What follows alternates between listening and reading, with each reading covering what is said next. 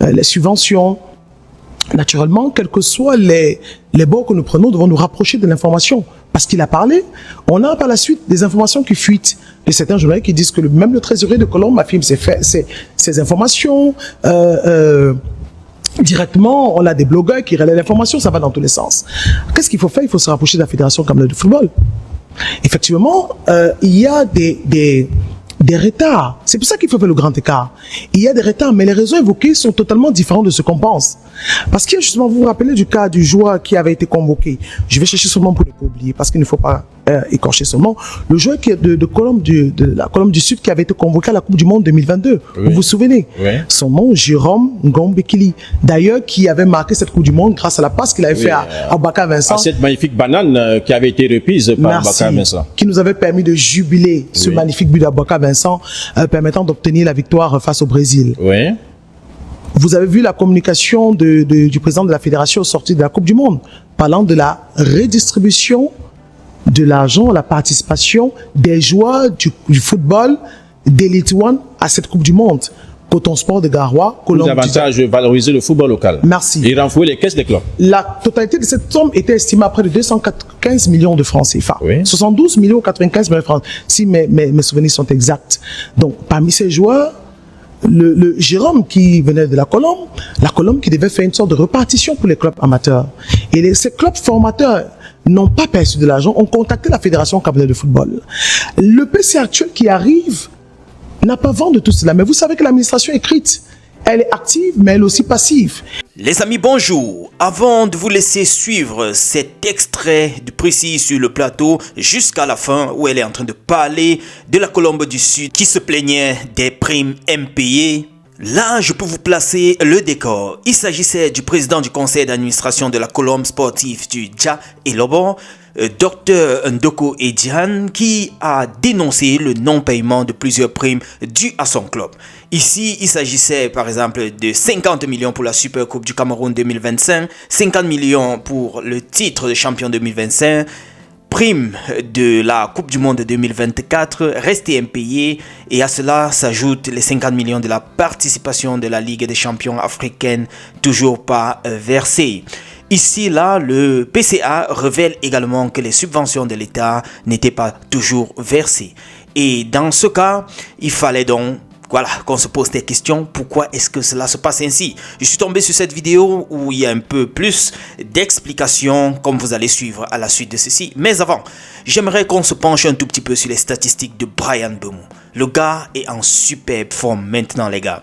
J'ai regardé un peu ses performances, je me rends compte qu'il a marqué pratiquement contre les géants de la Premier League. Nous avons Bryan Mbeumo qui a marqué contre Manchester City, il a marqué contre Arsenal qui coiffe actuellement, il a marqué contre Fulham et hier encore, il marquait contre Tottenham. Les gars, il est sur une très très bonne pente. Je pense qu'il peut continuer comme ça, vivement d'ailleurs qu'il continue. Je crois que le meilleur reste à venir. On va switcher un tout petit peu vers la Liga, qui a fait un petit clin d'œil à Samuel Eto'o, président de la FECAFOOT. Il nous parle du joueur qui a brillé dans les deux clubs cités, les deux clubs autant pour moi cités, à savoir FC Barcelone et Mallorca. Et il s'agit bel et bien de Samuel Eto'o, puisqu'il a évolué sous ces deux couleurs-là. J'ai voulu partager ceci avec vous. Aujourd'hui, ce jour de match, dimanche 8 février, nous avons pratiquement 1, 2, 3, 4, 5, 6 matchs aujourd'hui. Je vous reviens dans la soirée avec un autre update concernant les résultats. Bon visionnage les amis, ciao.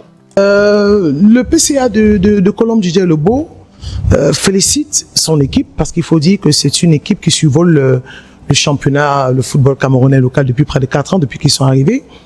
Et dans une déclaration en vantant justement les progrès de son équipe, parle du fait qu'il n'a pas été payé.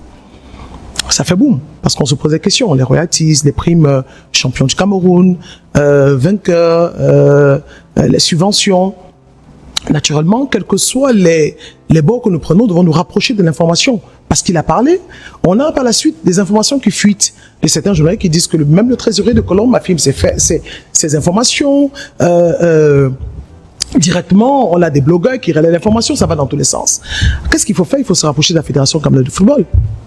Effectivement, il y a des des retards. C'est pour ça qu'il faut faire le grand écart.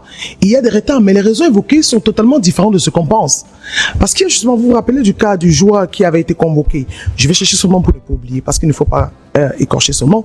Le joueur qui est de la Colombe du Sud qui avait été convoqué à la Coupe du Monde 2022. Oui. Vous vous souvenez? Oui. Son nom, Jérôme Ngombekili. D'ailleurs, qui avait marqué cette Coupe du Monde grâce à la passe qu'il avait fait à Baka Vincent. À cette magnifique banane qui avait été reprise par Baka Vincent. Qui nous avait permis de jubiler ce magnifique but d'Abaka Vincent, permettant d'obtenir la victoire face au Brésil. Oui. Vous avez vu la communication du président de la fédération sortie de la Coupe du Monde, parlant de la redistribution de l'argent, la participation des joueurs du football d'Elite One à cette Coupe du Monde. Coton Sport de Garoua, Colombe. Davantage valoriser le football local. Merci. Et renflouer les caisses des clubs. La totalité de cette somme était estimée à près de 215 millions de francs CFA. Oui. 72 millions 95 millions de francs, si mes souvenirs sont exacts. Donc, parmi ces joueurs, le Jérôme qui venait de la Colombe qui devait faire une sorte de repartition pour les clubs amateurs.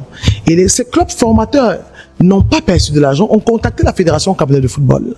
Le PC actuel qui arrive n'a pas vent de tout cela. Mais vous savez que l'administration écrite, elle est active, mais elle est aussi passive.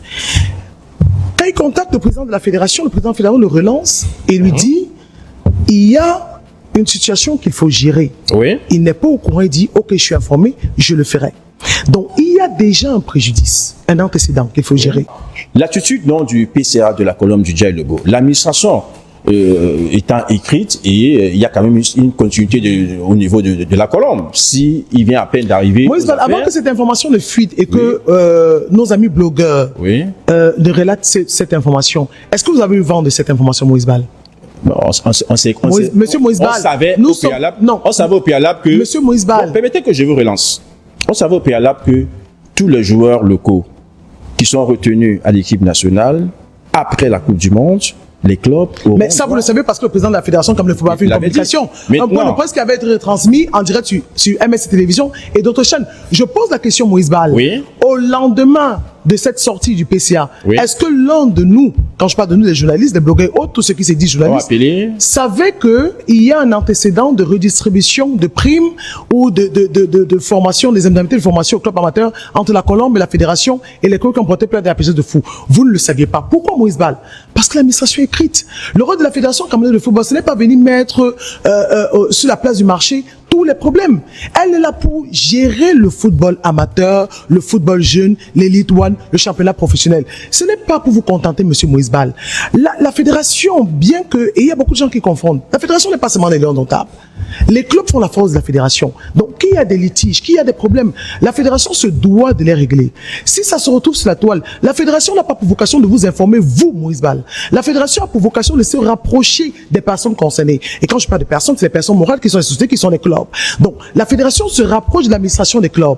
Et je peux vous dire sur la question, permettez que je chute. Oui. Je peux vous dire que sur la question, dans quelques jours, le président, le PCA de la Colombe du Djaïlogo ferait une sortie dans ce sens-là. Parce que c'est aller dans tous les sens. Il y a une sorte de récupération. Et si vous m'écoutez, je vous l'ai dit, il ne faut pas poursuivre toujours le buzz.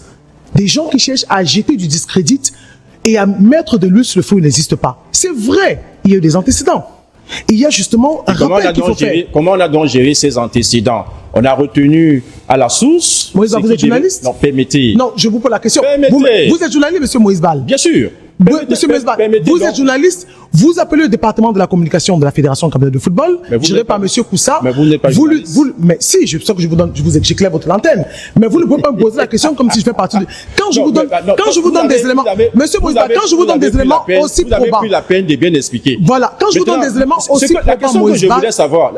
Permettez que je vous... Je ne sais pas si c'est vous qui gérez le plateau, c'est moi. Je ne sais pas si vous m'empêchez aussi de reprendre, monsieur Moïse Bal. Sauf si vous voulez qu'on inverse les rôles. Si vous voulez aussi m'empêcher de reprendre, vous voulez qu'on inverse les rôles? Non, mais permettez que je vous relance. Allez-y, relancez-moi. Et surtout quand même que vous avez pris la peine de bien expliquer la situation. Vous estimez également que la presse n'a pas fait son travail, encore qu'on n'est pas là pour faire un procès.